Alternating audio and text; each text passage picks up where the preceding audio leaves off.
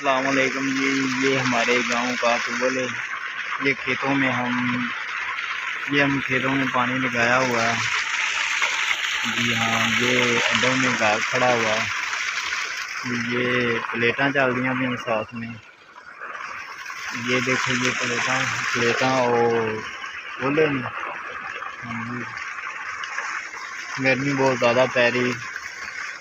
और सुनाइए मैं दोस्त और भाइयों, क्या हाल चाल है? ठीक ठाक हो? नहीं ठीक ठाक हो गए अल्लाह के करम से।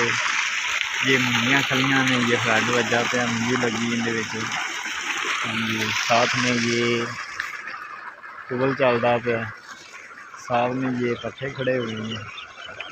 हाँ जी, ये हमारे गांव का माहौल है। जी हाँ, ये ट्यूबवेल है, ये प्लेटा में चलता पे, बहुत अच्छा चलता पे। हाँ जी, और सुनाइए क्या हाल है आपका? ठीक ठाक जो? नहीं ठीक ठाक हो गए।